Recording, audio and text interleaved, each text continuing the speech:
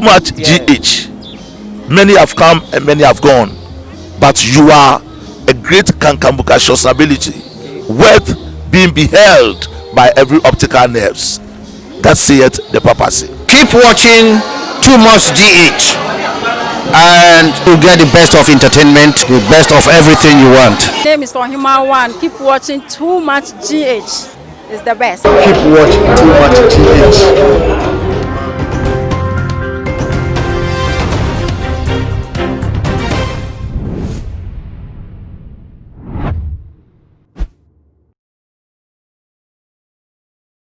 Ebusua for Akwaba Shonko Enko Enfama Musabre se Majibre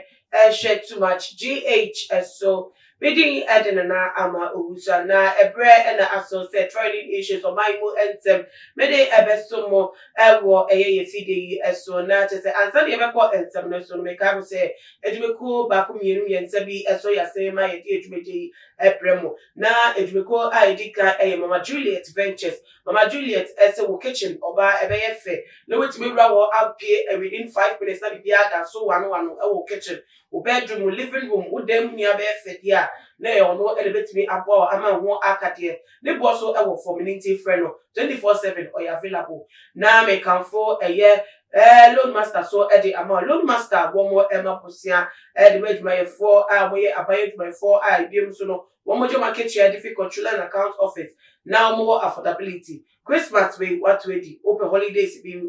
party be a planning and now say wedding project be that we need to be ano. One month with the broma catch within 24 hours. We meet by services the way you seek a pudua with the best sponsor a year project no that is be a so one at the amount. Interest rate no either for community friend loan master. Make a fully true thing so at the amount. One more dance my dino edimu danra also when you pass but into what dance so there na a need true for and I'll be from my stage mano at the amount. Na se see a day inka about to Ghana ye 2 year on the 7th of December na to say nka ni jemu and ye 2 abano ebie na ti ye hwe say na asundwe timitra o man mu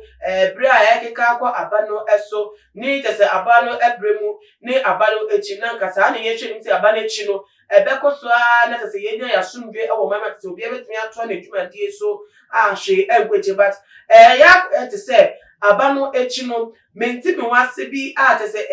ewo amanyoko no ebi emu no ya kwa se ya sundwe no ye trend that te se hangi ewo enfamemu na meka kosi amanyoko NDC womo ebuta ya sesi ade oma tam ede su minister se womo ne isi no ebede ne nyonyo kosi se isi ne beba bonte na te se di womo susu se result papa no credit chose no kwetro do Ghana for omadwe efa ho no de ba betudwa na asem way te se sesi ade abeto benim se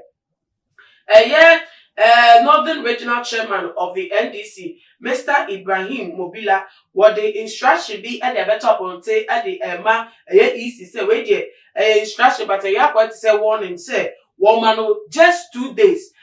na any nyame ya tuma efiada say one shodri na when Kenya no na chese no kware a wo so wo prove wo pink sheet prove ya trouble say wo mo candidate John Dramani Mahama and president elect no wa ma bonta me EC boss no wa ma bonti am declare and asem ebesi wo man mu no wa hwa onu amu no obi nchen so wontu bata onu ade te se ahopepre ene womache wasori edwane ade efi wo man emu because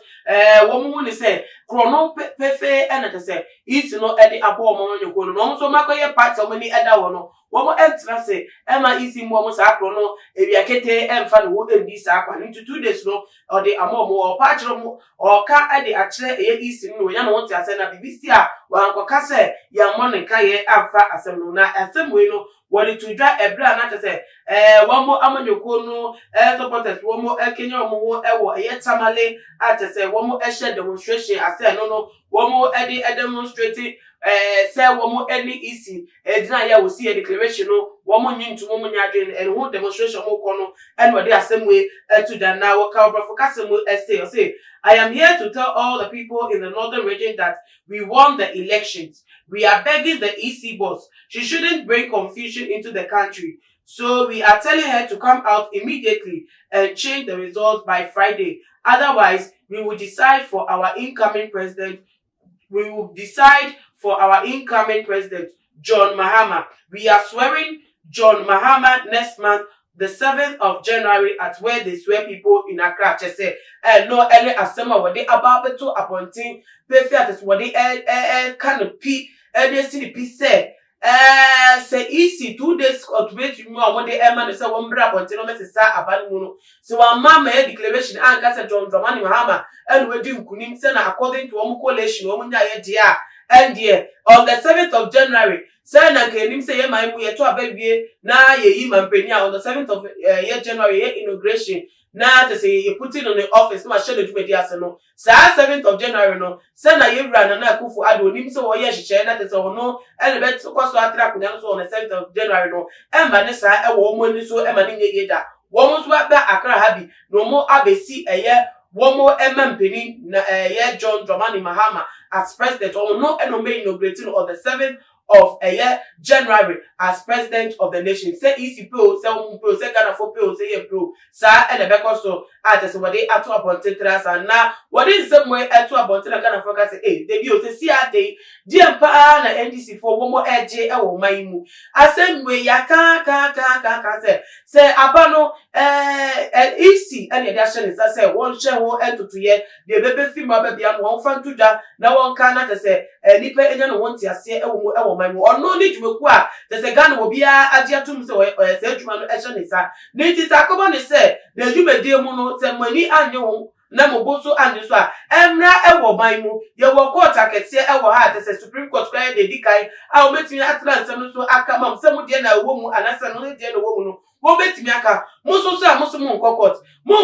so a na mu de mra be hye mu nsa na the inauguration declaration a ye emre mu di agia tu mu no inauguration ba be koso na muso mu ba be ye consider the step as it na say mo ba be si obi fofra na no enye basabasa ye ya na tese mo ka no e o katakwa mu e da chega na fa na enye se mo be se etokwa emre o man mu e na mo ka no katakwa mu e de a chega na fa ma na tese de e koso no Ghana fo bi se so mo ka so many ju wo pa dia na tese tropa e no mu cha because se NDC fo e hu ni se de e ko no e ko ni pon me e ko ti o mo na wo mani eni so a e kwa bebre wo ha ko betimi e di aso bi o mo e problem but o mo ye se de wo mo de wo mo etumi e le be bi o man musu no enim se emra e wo mu atese emra e na edi ejuma e wo oman entotoye e wo ebi so se isi no de ope e no wenya no nti so no so e na dwen se obe kata so mu aso na atese de e no kware de na e wo ensem no mo alfa metu dwa na se ya so e na NDC for no wo mo kwa so mo de be no wo mo de beta na pia na ko si se we pressure no ebe fru no na wo de e no kware pa e wo mu atese wo mo hu ni se e no kware odi esie o my money nya no de ba betu dwa no de betu dwa sana na next akrapa there are other ways so which way audit ono no